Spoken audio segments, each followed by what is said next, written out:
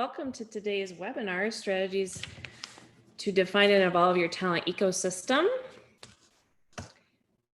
Please make sure that you take a look at your settings here in Zoom. I think everyone's pretty familiar with Zoom here, but we've got your audio settings and then your view settings, because we will have two presenters today, Elizabeth Lemke and Mike Kreska on video. So you can choose how you want those displayed for you.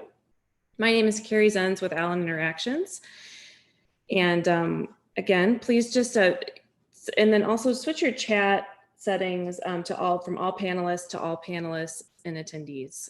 Just make sure, because we want you to use chat a lot. Send us your questions, your ideas, your thoughts throughout the hour. So just want to make sure everyone's seeing your insights and questions that you have for Elizabeth and for Mike. I'm going to give it a few more minutes. If you want to just pop into your chat, where you're from, what the weather's like. Oh, Kentucky. We have sideways view. Wonderful. Cool. South Carolina, nice. Pennsylvania, partly cloudy. Austin. Yeah, I'm in Minnesota. It's really beautiful here today. It's going to be like 90 and it's sunny. Very good. Denver. Okay, now we're getting a little bit more west. I love it. Yeah. Earth. Why, yes, that is true. That's the meta level.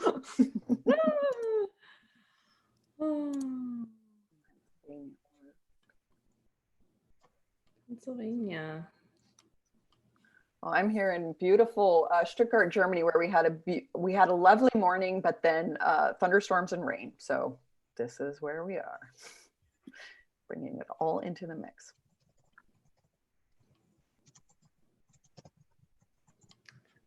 Oh, looks like Karen's from PA. Cool. Sunny. PA. I don't know that city. I hope what happened to me earlier on a previous event doesn't happen again. A bee flew in my window and was flying around my head. Oh, that would be suboptimal. Allentown. Fantastic, Karen. Again, if you're just joining us, just make sure you've got your options with your audio, with your view options. There's dial-in information there or on the invite you got through email. And then just to change your chat settings from panelists to all panelists and attendees.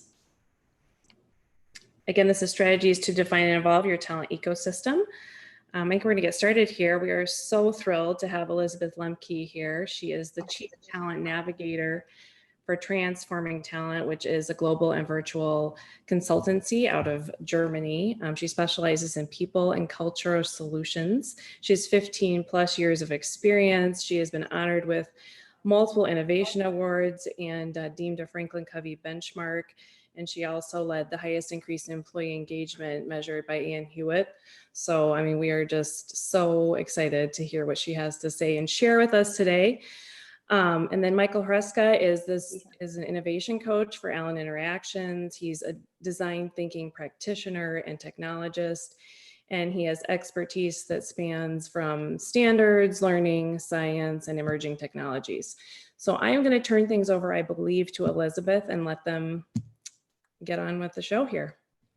Awesome. Thank you so much, Carrie. I really appreciate it. I'm so glad you guys are here. I'm really looking forward to an interactive session with you. So please, all of you weatherites, make good use of that chat. We're here to experience together. So just to kind of kick it in, it's going to be this piece to say, there we are. Oh, there we are. Don't we just look professional? I love it. All right.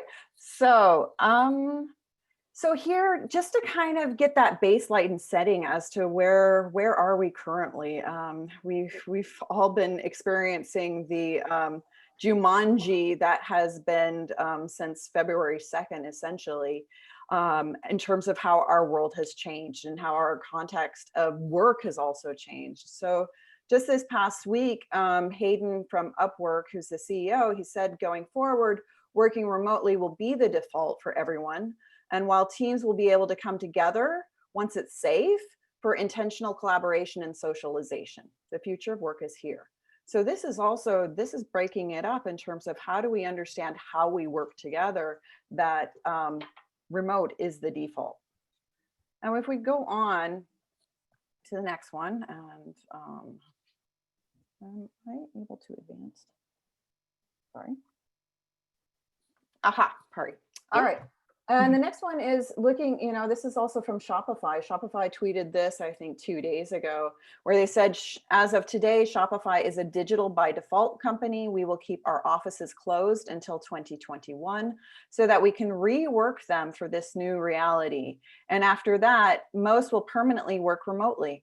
Office centricity is over. Which brings us to the topic of also one of the major elements around what is that talent ecosystem is how are we working remotely, but then also staying connected. So this piece of the way that we're interacting, the way that we're doing work, we're also going to have to think about, we're not having those spontaneous chats at the water cooler, et cetera. What replaces that? And that piece of how are we getting that social connection, which is so important at work, but also saying it's more inclusive for the people who've been working remotely and working from home for years. So this is also that piece around what are the opportunities there. Okay. Very good. All right, and moving on. I just wanted to bring this to attention. This is the environmental, social, and governance principles magic sauce. So this was interesting. This came out that major ESG investment funds have been outperforming the Standard & Poor 500 during COVID-19. And it was the question, why? And so one thing that they've attributed to this magic sauce is really that they've set up their organizations really around these principles of collaboration, creativity, but also authenticity, building trust, being as transparent as possible, managing that ambiguity, focusing on facts, but also looking at responsibility. So as we look at the future of work, how we're creating teams, how we're creating that interaction, the future has now shifted into the now of work. And so that's that piece to say, and what does that mean for us in our own organizations as we look to collaboration, as we look to accountability, et cetera? What can we learn from this in terms of how we can get the nimbleness, but also the connection that we need to not only survive, but also adapt and thrive. All right, moving on. So I just got to say this. I'm so excited that Liz is here because I feel very lucky to have met her a few years ago at a CLO conference and just be able to jam together and think about not what is, but what can be in so many ways. And some of the things that we're sharing today are things that have been growing on trees for a while and are turning into something that we said, we think this is very valid and valuable to share with you. I can't tell you how many times in my time that I've heard someone say, oh, that's a co-located team, or that's a remote team. Right now, we have no located teams. They're not located anywhere because they're located everywhere, but they have to remain connected. And it's interesting because remote is one thing, and people that are just pure remote teams build some operating principles and achieve something. Co-located teams do something different. Now you're blending all of these things together, and then we're trying to think about things like talent and culture, and we're trying to sense and really see what's going on. But just like our world is limited to what you can see in my Zoom camera, our world is limited by our ability to be deliberate about the way that we look at data, the way we connect with people, and all of these things that are really important, because if we can't sense, we can't augment, and if we can't augment, we can't do something differently. So I think it's a really exciting opportunity for learning and development. And Dr. Allen says it really well. Success comes from doing the right things at the right times. And that's not just about empowering someone with learning. That's about us as in learning and talent and HR space doing the right darn thing at the right time. And this is an opportunity that we have things thrust at us that we have to do. We have things that have come to a halt. But being proactive when we're really being reactive and change, and thinking proactively, sensing proactively, and doing proactively I think is just such a huge opportunity for us. Couldn't agree more. So well said. Yep. And there's also a different base. It seems like, we're all in the same freshman class to say, okay, how can we experiment within this space together? Wow. Okay. I have no idea who has control of slides, but Exactly. but they auto-magically just transform. Now, you guys might have seen this study a few years ago, but I want to give some context so that before we had the challenges that we have now, we already had additional challenges. 90% of CEOs see, closing the skill gap as a business imperative. However, only 8% of them see business impact from L&D, and only 4% see ROI.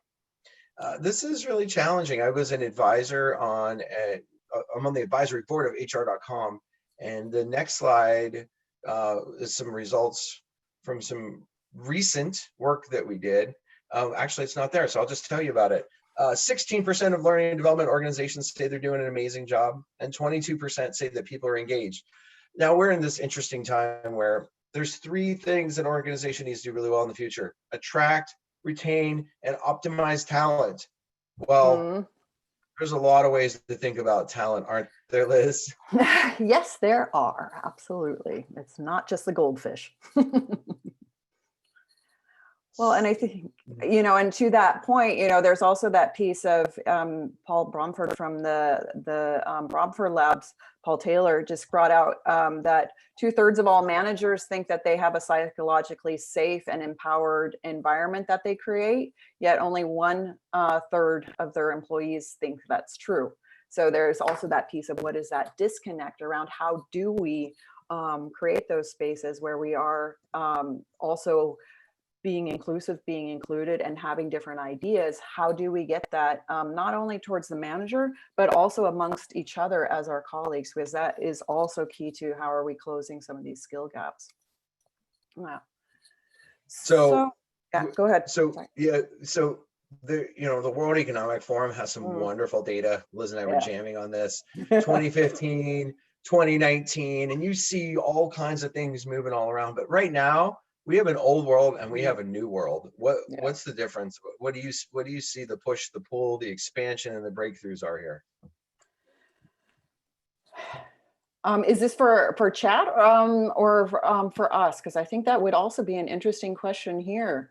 What are you guys seeing in terms of what is the old world and what is the new world out of how are you getting pulled? Oh, it's for you and everyone. Yeah. What's the number one thing that's pulling you into a new world or pushing you into a new world?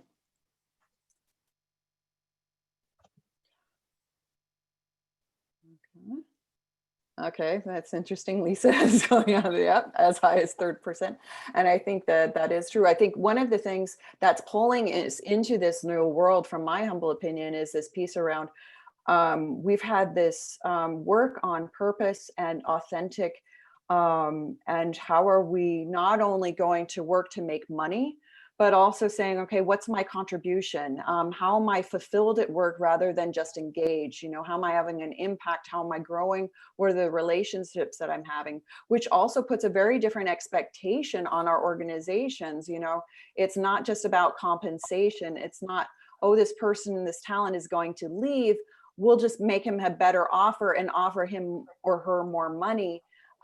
If they're feeling like what their work is doing is not having an impact, that compensation is not the same as perhaps the paradigm from the 70s was, as, just give them more money and they'll be happy. So I think this piece around purpose and authenticity and what is the contribution that we're making with our efforts, I think that has really come into a foreground across all generations, not just millennials. No. Some other thoughts there? I think one of the other things I would think is here, looking correct ROI, ROE, and the new world is forcing us to rethink how we identify in the workforce. Very good, very, very good. It used to be the company man. My grandfather worked at HP, and that he didn't have a tattoo is a surprise. This piece about, this one employer to rather now, how are you building a portfolio career out of different employee experiences around what are you learning, what are you gaining, but also what are you contributing in terms of tours of duty. I think that's what they called it in the book, The Talent Alliance.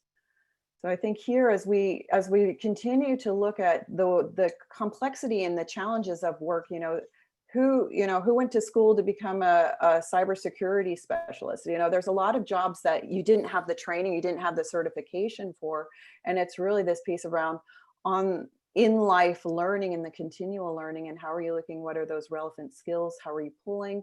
But it's also a lot more decentralized. Not everything's coming out of the corporate central office, because due to the complexity of the world, that paradigm just isn't fit for purpose anymore. What are your thoughts there, Mike?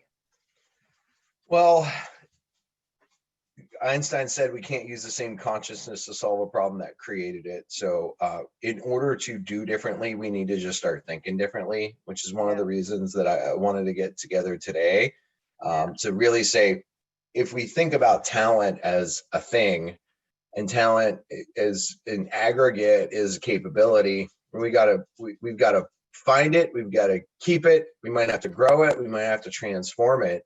I mean, there's got to be some ways that we can start to visualize it and think about elements associated with it, because we are moving from an old world into a new world of which we don't actually know exactly what that new world is. And so we're still course correcting. We made an abrupt turn, and we just keep turning, and we just keep turning. We're not sure when we get to go back into a straight line. And so I feel like, things like ROI and ROE, Karen's question there, I think those things are really important to consider. It's also important to flip those things on their head and say, what is the cost of not having good talent? Yeah. What is the cost of not being able to acquire the talent, either to keep the business that we have or grow the business when we need to be able to scale it? So there's a lot of open questions here. And, the hope is that we can give you some visuals that you can anchor around, and some, behaviors and mindsets for your team as you start to say, talent is probably the number one thing in our business. And the number two thing has to be understanding it and building it. Yep, exactly. And I think that also plays into what Lady was saying, fair remuneration for the value we add is important. And I think this is that piece of, it used to be seniority also dictated a lot in our pay, because that was also, traditionally how it was. But now, depending upon the value and the impact that you have in an organization, you can also be a much earlier in career talent, getting a strong remuneration based upon your impact, which is pretty much mind-blowing for some of our old compensation and benefit kind of approaches. So it is this piece to say, exactly like you said, Mike, how are we doing the people centricity to that point, to say, how are we making that shift? And how are we looking at what's important, and how are we doing principle-based decisions rather than the process, or just thinking perhaps around the pieces of why won't this work?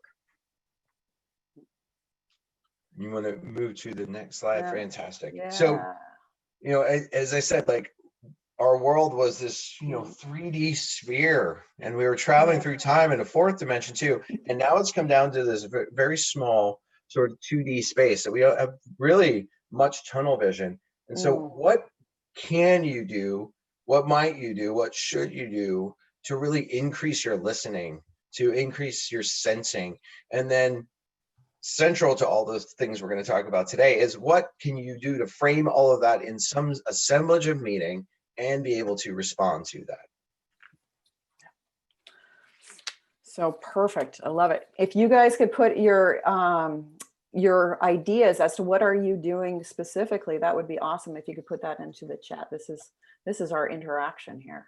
I'm curious. Yeah. How are you replacing water cooler time?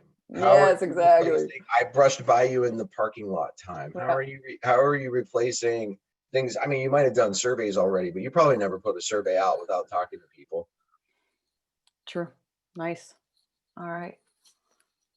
Take the worker hat off and Dustin said, adopt itself. Be human and authentic. Very good. Yeah. Using Slack to talk to my team all day long. Yeah. Making sure that's connection. Okay, here, can we put the chat to all panelists and attendees? If you haven't clicked that in your drop-down menu, we may not be able to see your answers. Thank you, Claire. Appreciate that. So that's a great one. I think, here, daily meetings. Yes, very nice. Quick to connect with the team. So my husband's a lawyer in M&A, and they've had these 15-minute calls, and it really in terms of alignment, but also kind of checking in with each other, as as many of you are juggling children who are now out on summer break, others had graduations, but also balancing that work-life health conundrum that is what's going on right now. Yes, nice. Schedule non-business chat time. Very good. Yeah, nice. Okay, yeah, a no business meeting. That's beautiful.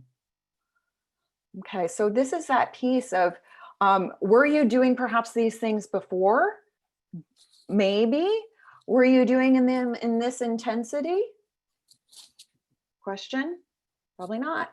So this piece around, and here as we look to the model of working remotely, being connected, it really is that piece of, as we look to you, as we look to me, and as we look to us, there's these different elements that this current situation has really driven on us, is this piece around how are we belonging? And belonging is so important, and that's that piece of connection. And one of the challenges of the social isolation and how do we get that social competence to dive into and make sure that isolation isn't isolating. So this is that piece of role of belonging in terms of, Maslow's security has been put on its head. There's a self-actualization. Where am I going? How can I contribute? That's something we've been hearing a lot. But also that the team is your tribe. How are we connecting in that broader community? Wi-Fi has become a little bit of a lifeline there. There's also the situation that uncertainty, there's been a broader awareness. Most of us are in learning and development, and I don't know for how many years we've been talking about the VUCA world in terms of volatile, uncertain, complex, and ambiguous. And now everyone's like, now I know what you guys are talking about. So this piece to say this uncertainty is our reality. How are we handling that? That's also that piece to say we're dealing with it rather than ignoring it and hoping it will go away. And so that's that piece to say what's going to emerge. And this is very important for us in L&D, is looking at those senses as to what will emerge for us. Here, looking at all freshmen feeling, I said that perhaps at the beginning, it was really interesting. So some of you guys remember the first week at college, or also here, maybe you started with some other cohorts. There's a bond together in that you're going through it. And the piece that, this was a worldwide thing, I'm here in Germany, but we're going through it just the same. And so there was this piece to say, we're all in rather than just an individual is doing this. So this is that piece to say, we're all in that same boat. And humor connects. I think we all experienced, I think you also had it, Mike, there was also a dance off. So Twitter dances, all sorts of things to get people connected, but also understanding what are those stresses. So here, how do we have that health and viability? How are we having a code of conduct when it comes to work, life, and health? Someone said to me, I don't know when to take lunch. Before, my colleagues used to pick me up. It was our structured day. So, that structure around my colleagues, that really changed. And here it's that renegotiation that maybe having calls at 10 o'clock at night isn't the best thing. And so how do we get that piece around communicating? How are we doing those pieces? Because if you work 12-hour shifts, you're not going to be as strong there. So here, that really looking at health and viability and doing our part. Also looking at our relationships, looking at the whole person. It used to be, I'm responsible for. Now we're saying, okay, hey, he has a dog. Oh, she has some beautiful artwork on her back. There's different discussions that are going on, and we're seeing people not just as, hey, you need to get your task done. It's this awareness of the broader sense of the person that we're interacting with. It also comes back into also the piece around selling. It's not about don't sell to me, support me. So this is also changing that, as we look to the safety economy, that people are a lot more hesitant. I believe 91% was the last McKinsey study that said most people have 91% people have delayed purchases or making major investments, changing jobs, due to the pandemic and kind of the unsureness as to how will things progress. So those are those pieces that also play into the motivation. So as we're looking at learning, it's really also looking about how are we leaning in on, what do we want to learn? Some people are taking, calligraphy or doing other things, or getting that MBA, or looking at how can I learn and connect with others in a different atmosphere.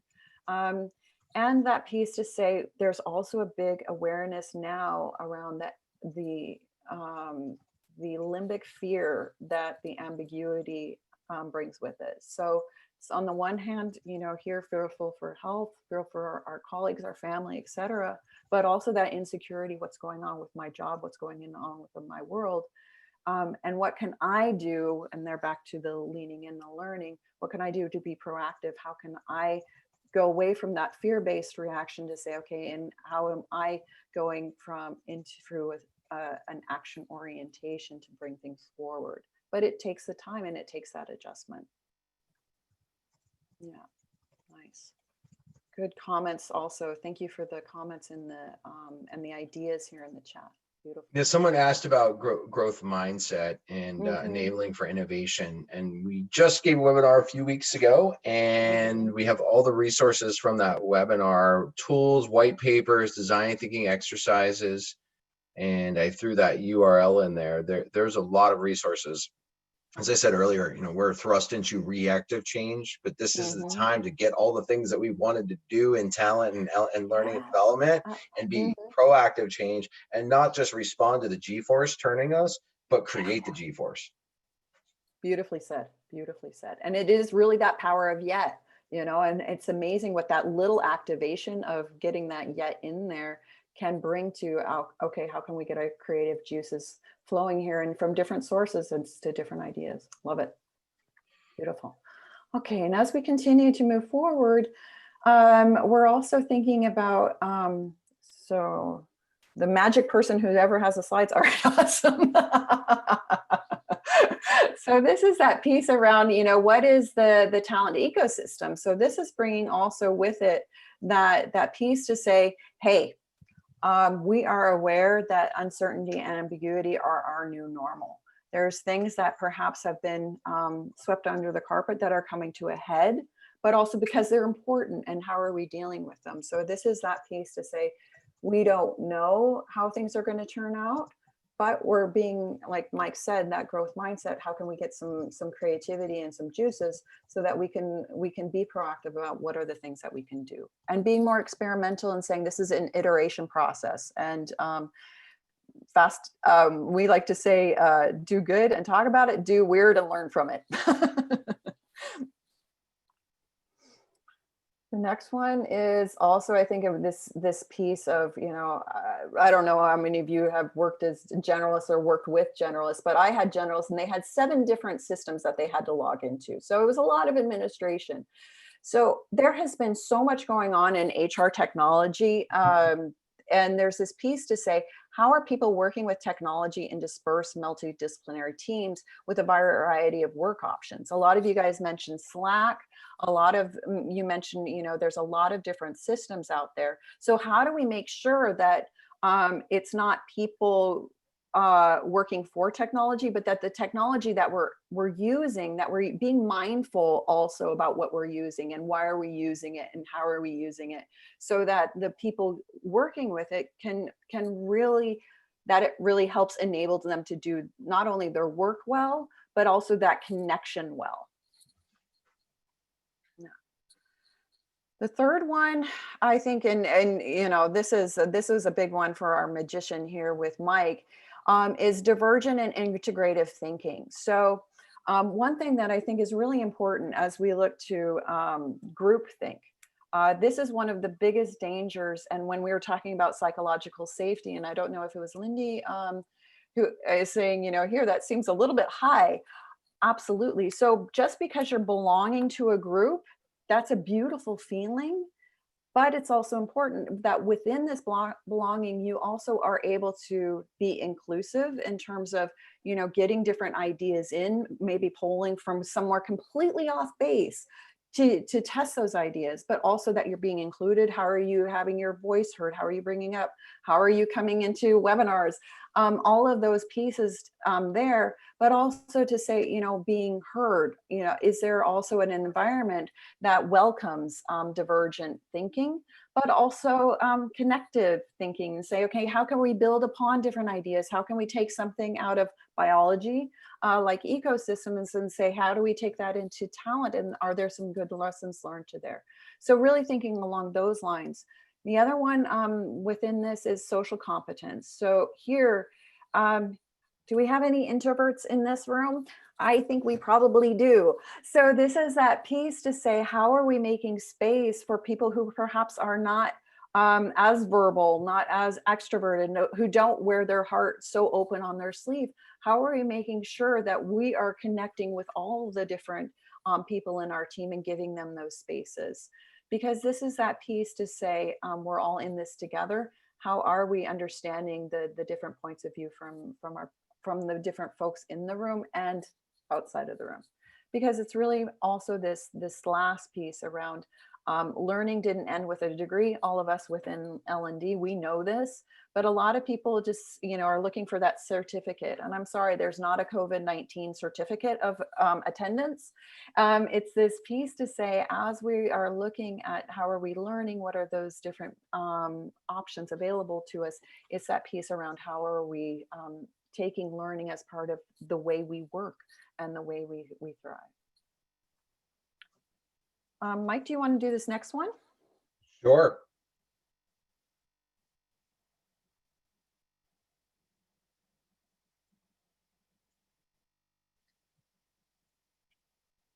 Oh, I thought you meant the next slide. You meant the next poll. Oh. If we don't laugh. It's so democratic. I love it. I was like, well, if you don't want to talk about anything else, I mean, a fascination of mine, since leaving college and working at the National Institute of Standards and Technology for a number of years, is this idea of collective intelligence in organizations. All of us are smarter than some of us, and really trying to work with each other, between each other and across the organization to understand really, like, what do people want? What do people need? What are the ideas? Having a free flow of information, having connective collaboration.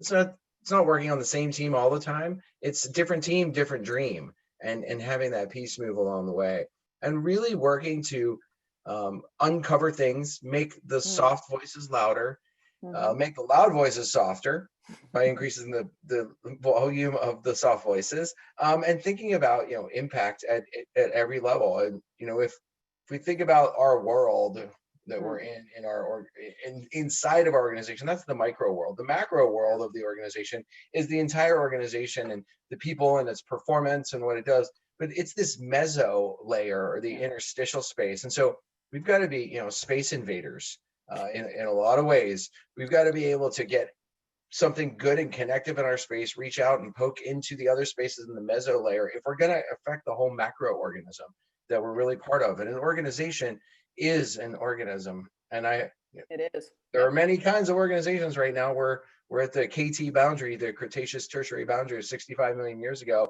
I would much rather be a chicken or a bird right now than a brontosaurus. Plus you have better things to eat.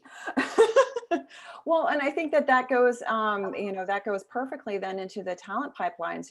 Here, talent is not only on your staff. Here, this piece of, I was in talent management for a number of years, and it was that view of what is our succession plan. And nowadays, talent really is everywhere, and it's looking at how are we weaving the talent pipelines? How do we have internal talent? How do we have external talent? How do we boomerang talent, gigsters?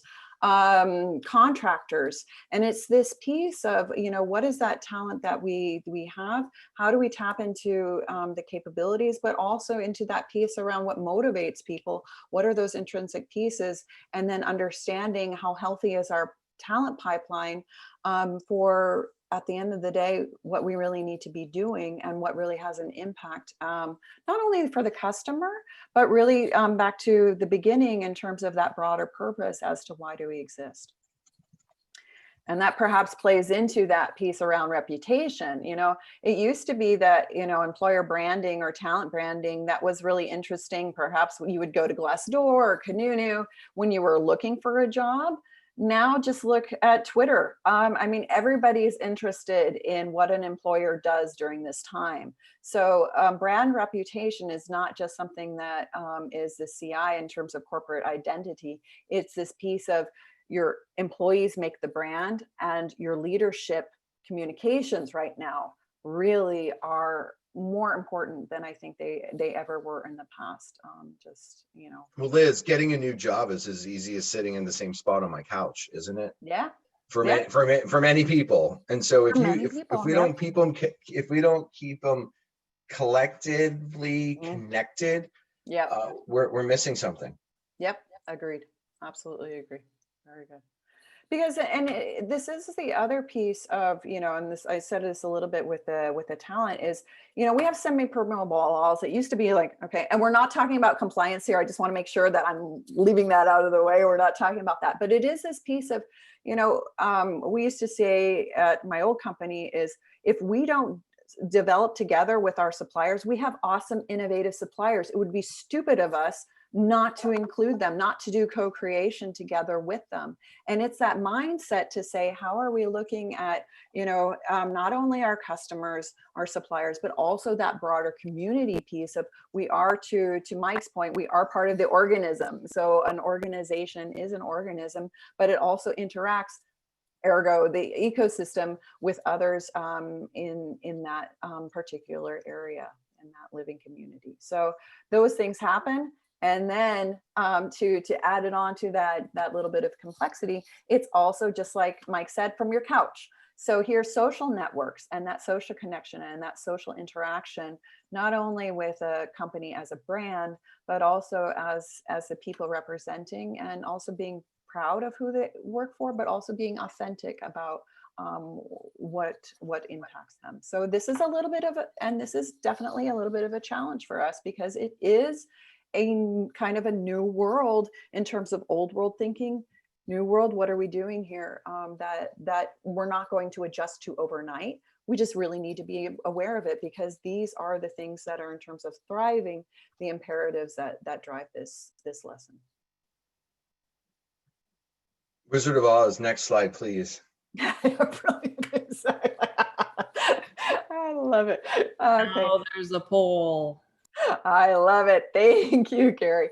So Talent 101, entering the talent ecosystem. What we're going to be doing today, and this is the poll we're going to be opening up, is we're going to be asking you, if you were to have a flashlight on one of these three circles, because, us in L&D, we love our Venn diagrams. So here, what talent do we have today? Or what talent do we need today? What talent do we need tomorrow? So if you were to take a screenshot of where you're focusing your efforts on, which of those circles would you be looking at? So where do I put the answer? Open up the poll. Poll needs to be launched. There I go. Oh. But before that, Nope. A fun poll for you. I've been at home 103 days. Many of you have been either at home slightly less than that, exactly the same, or slightly more, and some of you have worked at home for a while. Which is your favorite cohabitation group that you might be cohabitating with?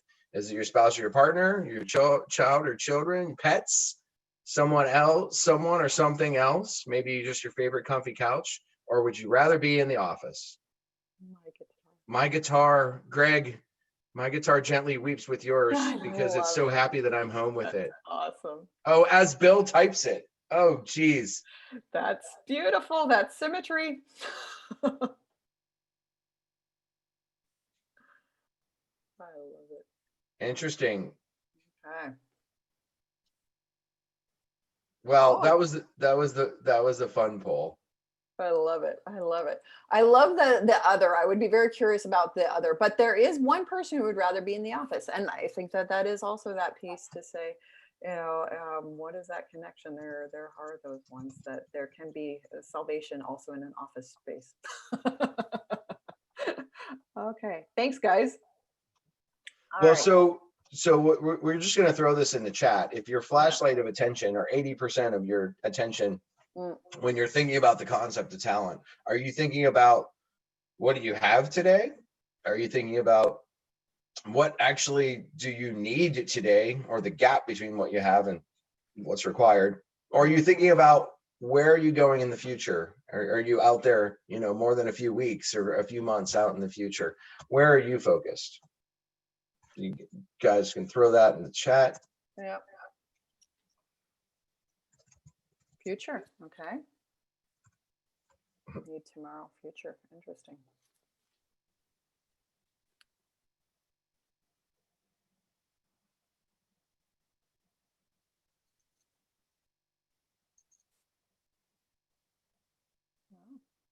I put need tomorrow just because that was the phone call I had between this and the previous webinar I was giving. What talent do we actually need? Like tomorrow, like Yeah. almost like meaning tomorrow. Yeah, I love it. Today and the future. Okay. All right. Very, very good answers. So I think, here as we look to talent on a napkin, there's also a challenge if we're only focusing on today, it's dealing to that point of we need them actually tomorrow, today. It's focusing on the urgent and important, but what happens actually then tomorrow, so there, due to the pandemic, there is also a very strong focus on the urgent and the capabilities. But if we're not looking at in terms of how we're projecting what are those capabilities, that also gets us into a bit of trouble. If we're looking at, just at the today and what do we need, that's looking at the focus on the supply. What are those things that are currently, but not really looking at what are we doing, for tomorrow, how are we building up those capability. If we're only focusing on the needs, if we're only focusing on the bottom section in terms of need, but not necessarily supply, then we're not looking at what are those capabilities, what are those knowledge pieces, what are those strategies that we already have internally, perhaps that we can utilize and expand and also engage. So this is that piece. If we're only flashlighting one area, it's good in terms of making sure that we're prepped, but we're also blending out and we're not having that full picture in mind. So as we look to Talent 101, we're really looking at all of these different areas in terms of what talent do we have today, what talent do we need today, what do we need tomorrow, because that then also dictates as we look to, and some of you guys may remember this from Dave Ulrich, is his 6B model, which we've expanded a little bit. Depending upon those different strategies, we'll have different strategies in terms of buying, here, what are those strategic hires? What are those contingency hires maybe? What are we building? How are we looking to have internal capabilities? What are we doing to, some of those pieces, I was, what is the cyber expertise that we need? How can we build that, particularly for proprietary information? Or to say, okay, here, this is a real competence that is important that we get this strongly into our organization. What can we borrow? What are those smarts that we can get from somewhere else? How can we integrate it? Who are we promoting? So that's the bound. How are we getting into those different experiences? How are we making sure that people, their careers look good here in terms of what are they able to do? Binding. So this goes back to, I talked about that perhaps earlier in career, young shot who had a huge impact and we're paying him more, looking at what are those things that perhaps will bind a person, because like Mike said, when you're on the couch, you have the option to get different jobs. The sixth one, and this is what a lot of people in the work groups have been saying, here, COVID actually helped us kind of retrofit our talent and look at, how are we balancing? And this is a challenge if we're not looking at how are we making sure that our workforce is working well. If we do not pay attention to that 6B of bounce, that also creates a lot of challenge for the organization. So how are we making sure, what are our core competencies? What are we doing and why are we doing that? The way we do it, these questions are very important to how healthy is our organization. And then the one that we tacked on was this piece around automation. So there's a lot of, in terms of machine learning, in terms of technology that can help us, but we need to understand how does that help us answer the talent on the napkin kind of questions with how do we have, what do we need, and what today and tomorrow. Those are those pieces to say Talent 101. This is how we need to think in terms of entering the talent ecosystem. Okay, questions? Yeah. And so as we look to, what are those thoughts in terms of what is a talent ecosystem? This is, really that piece to say, what are those different elements to it? So I always say we have to start with the context, because the context is so important as we look to your business, as we look to that piece around why do we exist, why do we do the things we do, and how we do them. That is driven a lot by the context. And I think this is that piece to say, the context in your niche is also driven not necessarily only by your customers, but really also by the customer's customers. What does the customer actually need your customer for? And are we enabling, are we helping, are we fostering that for our customers? Those are those pieces around what is really value impact and what are those value drivers based upon your particular context or niche. Those are those pieces to say flexibility, adaptability, and nimbleness. Those are important no matter what industry you're in, okay? The next one that we're looking at is principles, and principles is this piece to say, why are we doing something? And how are we, what do we choose to do? What do we choose also not to do? So if we look to say, for example, soft is the new hard, uncertainty is the reality, the future of work is social, adaptive, and personal. That's a principle for how we behave, how we set up our business, how we set up our talent development. So those are those pieces as we look to the principles. How are they important in terms of how they make an impact? Because at the end of the day, not everything is a innovation, but everything is subject to evolution, and particularly within the talent ecosystem. The third wheel that we look at here in terms of the elements is the well-being. And I think, we've discussed it in that previous flower slide around how are we making sure that, it is that piece to work, life, health, vitality, that we're looking at learning, not just education, and that we're socially charged while we're remote. So there is that connection. Those are all elements as to, our well-being as an organization, as a team, and then of course on an individual level. And that goes into that piece around personal growth, because as we look to those pieces around the whole person, it really is that piece of what is our fulfillment around impact, growth, relationships. How am I looking at my portfolio career? I'm not a company man. I'm that piece to say, here, how am I using that unique learning agility? How am I being a polymath of saying, how am I taking, just Mike's a beautiful example of saying, working in standards, now being an ace in learning. And it's that piece of around how do we take those different experiences, those different perspectives, and say, what is that magic sauce that I bring to the table? And those are all pieces out of that personal growth. Which brings us then over to the drivers. So this is that drivers to say, okay, how are we also understanding that every interaction that we have is a value impact? So here, you taking part in today's webinar is a value impact. What did it bring you? What did you want to learn? What are you going to be taking away from it? Where are you going?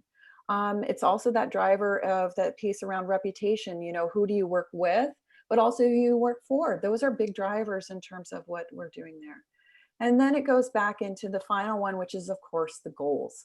So why do you exist? What's that value? What are you bringing to the table? This is that piece around what are those high performing quality output teamings, and again, beyond just perhaps the traditional barriers, and really looking at how are we connected and looking at co-creation, looking at how are we having adaptive for impact organization around, as we were looking at the Talent 101, how are we having an impactful organization? Because we understand the talent we need, but we're also looking to tomorrow and creating that kind of that juggling approach, but also creating a coherent strategy around that. So those are the things as we look to a talent ecosystem, and as we look to analyzing one, we always look to those pieces to say, those are the 6 kind of nodes and elements of a talent ecosystem, and understanding what that means for your organization and your context, and what are those principles that you have around talent development. Those are key in order to be able to set up your organization for what are those next stage successes.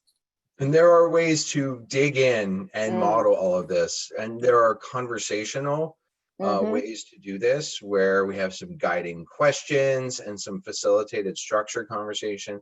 There are ways to visualize, the more complex things. Something like context is a very intense thing to try to visualize. What's the context of the need for talent and how it connects to the business? And we've got a bunch of design thinking ninja tools that can really help to do these kinds of things. Some of them you will find in the future proofing site that we shared. We have other ones. I mean, one thing that we're glad to do for you is offer up 60 minutes.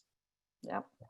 Get you and your team, and Liz and I, or some of our team members with Liz or I, will take you on a little bit of a journey, because at the end of the day, all of this ultimately is going to have to be supported by some type of technology. But technology is not the answer. It is part of the solution. But without purpose, without understanding of people, and without value-driven design, the technology piece for this can be insanely complex. But if you know what purpose and you know the value that you're trying to deliver to people, you can really understand that technology. We are totally glad to take you on a guided conversation, help you do some of the visualizations associated with this, because ultimately you're going to have to do something with technology. But if you start with the technology first, I'm not sure you're going to get there. You're going to get bogged down along the way. So we'd love to help you get some clarity in purpose for how you would think about talent in some ways. Carrie, you were flipping to something else.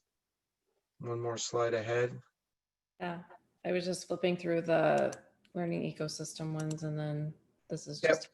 We love to help. There's all kinds of ways we can help, but the easiest way that we could possibly help you with the lowest barrier is tell us you want to chat, and we will bring the best, smartest available people we have, and we will share with you, but we will help you do something in this time that we spend together, and visualize something so that you can help your team move towards whatever dream it is that they have.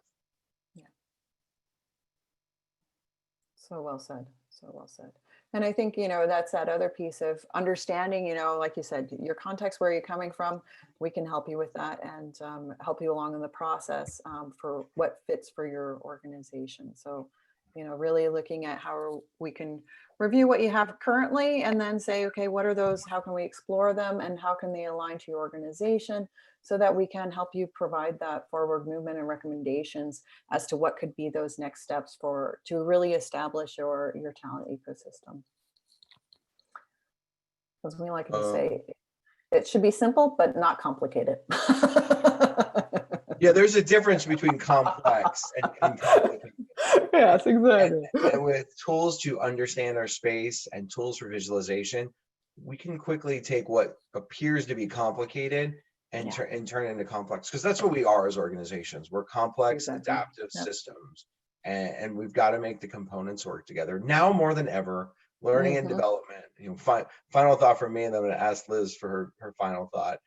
L&D is like such an important part of an organization, and central nervous system to be able to sense and augment and allow the organization to do.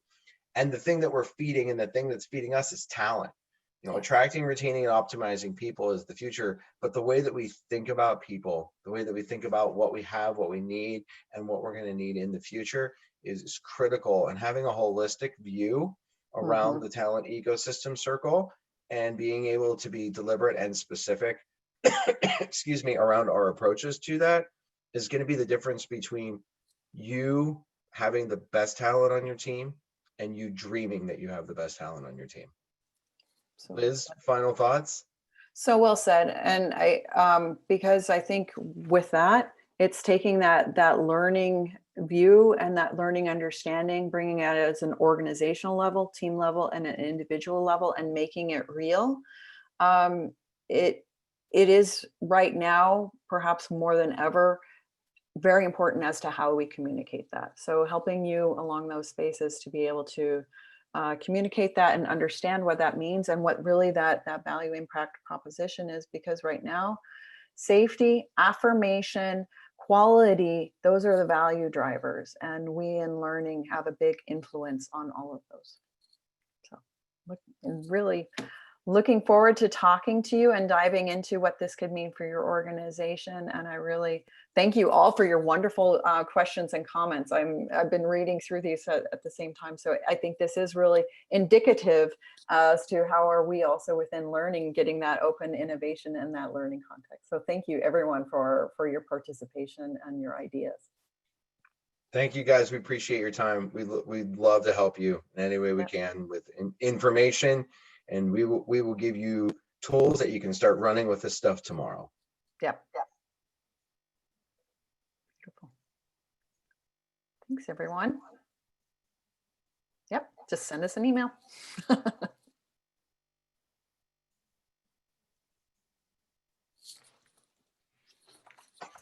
right, great. Thank you so much. There's a bumblebee flying around above my head. Oh no. I wish I was joking. Bumblebee. Oh no, it's a big bee.